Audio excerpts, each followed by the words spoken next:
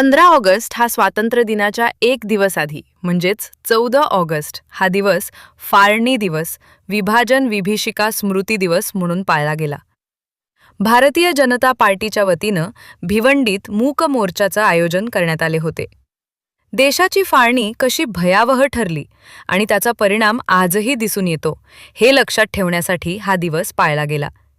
या निमित्तानं भाजपकडून मूक मोर्चा काढण्यात आला. भाजपचे भिवंडी शहर जिल्हाध्यक्ष रवी सावंत यांच्या उपस्थितीत भाजपा पार्टी कार्यालयापासून हुतात्मा स्मारकापर्यंत हे मूक मोर्चा काढण्यात आले.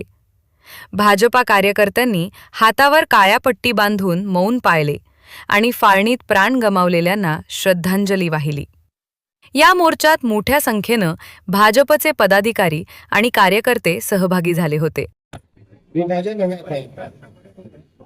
विभाजन के वक्त लाखों परिवार एक दूसरे से बिछड़ चुके. कई परिवारों ने अपने को खोया. बहुत सारे लोग देश के लिए अपनी जान दी. आज उन्हीं को श्रद्धांजलि देने के लिए भारतीय जनता पार्टी भिवंडी शहर जिला के सभी पदाधिकारी आज यहाँ पे मूक मोर्चा लेके आए. मैं आप सभी से निवेदन करूंगा कि जहाँ जहाँ जो खड़े हैं अपने जगह पे खड़े रहकर जो हमारे भारत के लिए अपनी जान दी, शहीद हुए, उनको आदरांजलि श्रद्धांजलि देने के लिए 2 मिनट का मौन रखेंगे.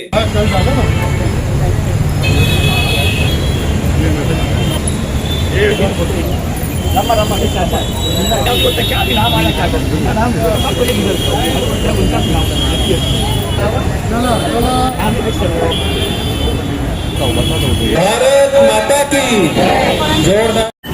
विभाजन विभीषिका दिवस के नाम से यहाँ पर 14 अगस्त को जब भारत का विभाजन हुआ तब असंख्य लोगों ने अपने प्राणों की आहुति दिली.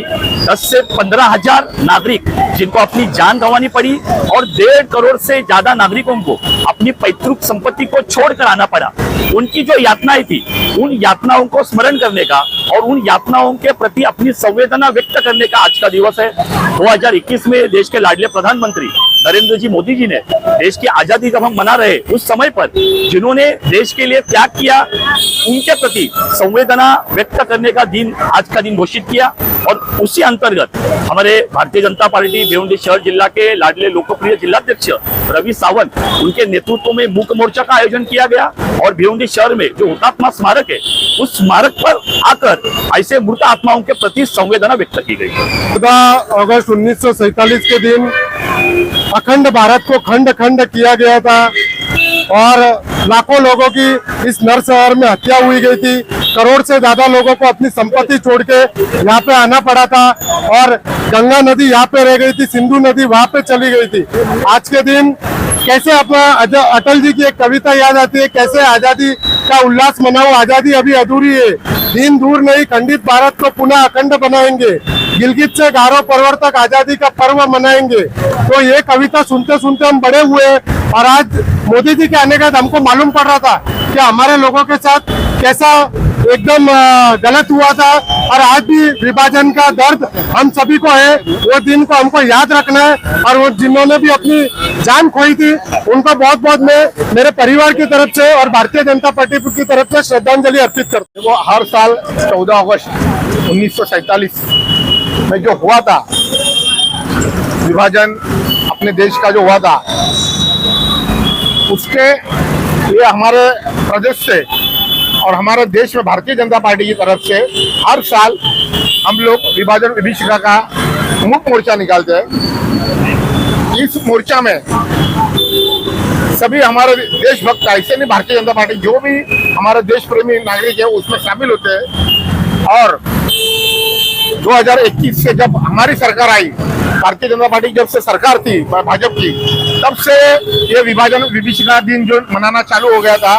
बाबा इस दिन पे आके ये काली फीत लगा के मुक्त मोर्चा निकाल के उन आत्माओं को श्रद्धांजलि दो जो 1947 में अपने देश की स्वतंत्रता में और ये जो पार्टीशन हुआ उसमें उन्हें मौत आई थी, जो उसमें हुतात्मा हुए थे। तो ऐसे लोगों को श्रद्धांजलि देने के लिए आज भारतीय जनता पार्टी की तरफ से यहाँ पे जो एक कार्यक्रम आयोजित किया था, इसमें हमारे वक्ता प्रेषित जी ने बहुत अच्छी जानकारी सबको दी कि उस टाइम कैसे क्या अत्याचार हुआ, वहाँ पे जो अपने लोग रहते थे उन्हें कम से कम 9 से 10 लाख लोग उसमें मारे गए और करोड़ों के तादाद पे लोग जख्मी अवस्था में इंडिया में भेज दिए गए।